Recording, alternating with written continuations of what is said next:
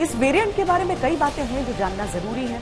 क्या ये नया वेरिएंट वाकई चिंता का विषय है? क्या ये वैक्सीन को भी मात दे सकता है? किस उम्र के लोगों को खतरा है और क्या खतरा वाकई बड़ा है? क्योंकि अभी तक कोविड का जब भी कोई वेव आया, हमने देखा कि कई सारे जो अफवाहें हैं वो तैरने लगती हैं। आपके लिए हकीकत जानना बेहद जरूरी है। भारत में अब तक BF7 वेरिएंट के कुछ ही मामले आए हैं, लेकिन हम आपको बताते हैं कि इस वेरिएंट में क्या अलग है। BF7 दरअसल BA5 वेरिएंट का सब वेरिएंट है। इसमें संक्रमण फैलाने की क्षमता अधिक मानी जाती है और इसकी इंक्यूबेशन पीरियड संक्रमण होने से लेकर शुरुआती लक्षणों तक का समय काल होता है। कई रिसर्च के अनुसार इसकी RO वैल्यू 10 से 18 है, यानी एक संक्रमित व्यक्ति 10 से 18 लोगों तक इन्फेक्शन फैला सकता है।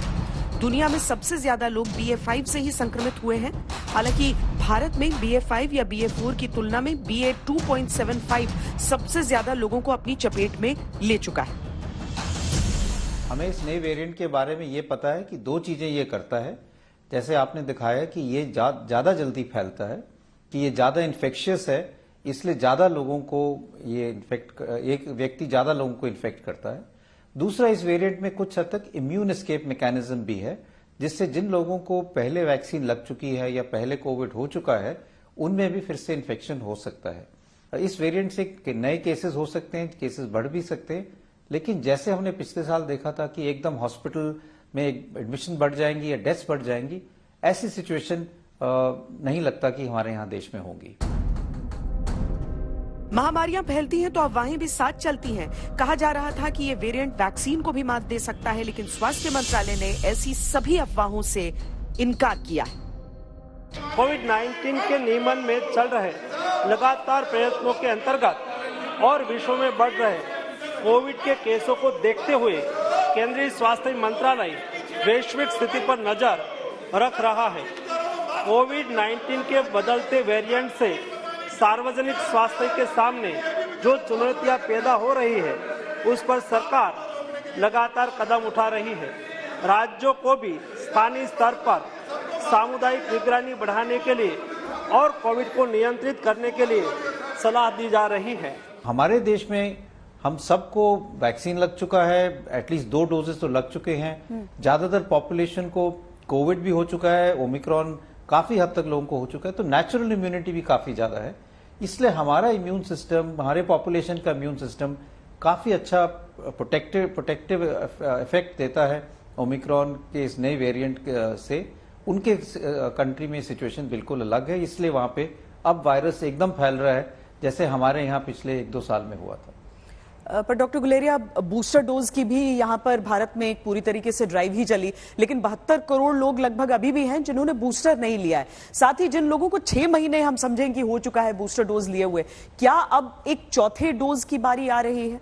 तो पहली चीज तो मैं यही जरूर कहूंगा कि कई लोग अब सोचते हैं कि कोविड भारत में नहीं है, इसलिए हमें कुछ बूस्टर डोज की जरूरत नहीं है।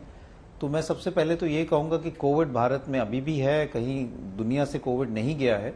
इसलिए जिन लोगों को बूस्टर डोज ड्यू है या जिन्होंने नहीं लगाया है, वो आगे आके बूस्टर डोज जरूर लगाएं, क्योंकि इस बूस्टर डोज से डेटा ये दिखाता है कि हमें नए वेरिएंट से भी प्रोटेक्शन मिलती है और दूसरा हद तक जो लॉन्ग कोविड के सिम्टम्स होते हैं वो भी कुछ हद तक कंट्रोल हो सकते हैं।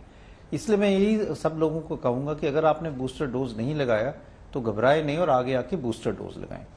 दूसरी चीज, आगे हम ये देखेंगे कि शायद हमें और बूस्टर डोज की जरूरत पड़े या नए वैक्सीन की जरूरत पड़े, क्योंकि जैसे जैसे वायरस म्यूटेट करेगा, इवॉल्व करेगा, तो हमें भी अपनी प्रोटेक्शन के लिए डोज लगाने की जरूरत पड़ेगी और बूस्टर डोज लगाने की जरूरत पड़ेगी, जैसे और देशों में भी हो रहा है। लेकिन पहली चीज ये है कि हमारे यहाँ पे नेचुरल इम्यूनिटी के कारण भी और जो डोज हम लगा चुके हैं उससे अच्छी इम्यूनिटी है, लेकिन अभी भी हमारा जो 3rd डोज है, जो प्रिकॉशनरी डोज है या बूस्टर डोज है, वो कम है, उसको हमें आगे बढ़ाने की जरूरत है।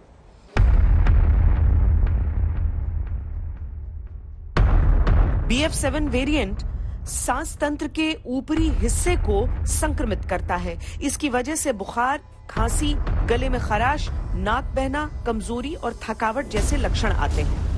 कुछ लोगों को उल्टी और दस्त जैसे पेट से जुड़े लक्षणों का भी अनुभव होता है।